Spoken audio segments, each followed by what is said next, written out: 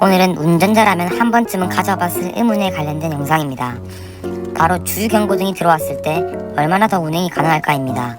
보통 사람들은 주유경고등이 들어오면 30km 정도는 운행이 가능하다고 알고 있습니다.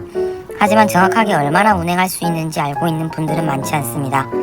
물론 주유소가 곳곳에 있는 시내의 경우는 크게 문제가 없지만 주유소가 바로 없는 시골이나 고속도로를 주행하다가 경고등이 점등되면 당황하실 수 있습니다. 특히 초보 운전자들은 경고등이 켜지면 차가 바로 멈출까봐 당황하시는 분들도 있으십니다.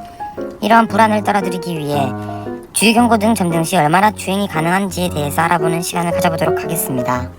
먼저 주유경고등의 작동 원리에 대해서 알아보겠습니다.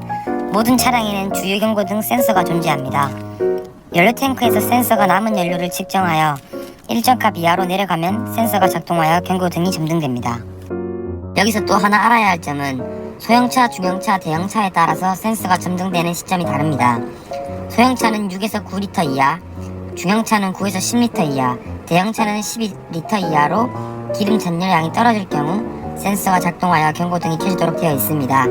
또한 LPG 차량은 가스통 안에 가스 잔열량이 10% 미만으로 떨어질 경우 경고등이 점등됩니다. 간혹 경고등이 점등되었다가 꺼졌다를 반복하는 경우도 있습니다. 이때 계기판이 고장났다고 생각하고 정비소를 찾아가시는 차주분들도 계십니다. 하지만 이 경우 고장난 것이 아닙니다. 차량이 오르막길이나 내리막길을 달리다 보면 연료가 앞쪽으로 혹은 뒤쪽으로 쏠리면서 센서가 반응하여 경고등이 켜졌다 꺼졌다를 반복하는 경우일 수도 있습니다.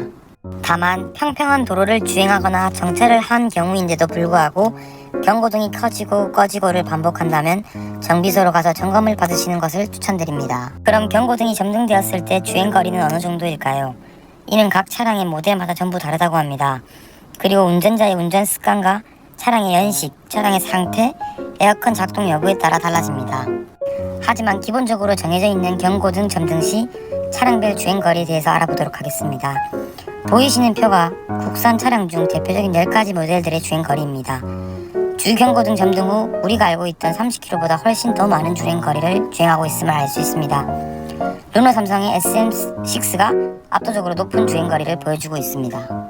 사실 그냥 주유경고등이 점등되면 바로 주유소로 가서 기름을 넣으면 되지, 이렇게까지 자세히 알 필요가 있나 생각하시는 분들도 계시겠지만 내 차량의 주유경고등이 켜졌을 때 얼마나 운행 가능한지 알고 있는 것과 모르고 있는 것은 실제 주행 시 심리적으로 큰 차이를 만든다고 생각합니다.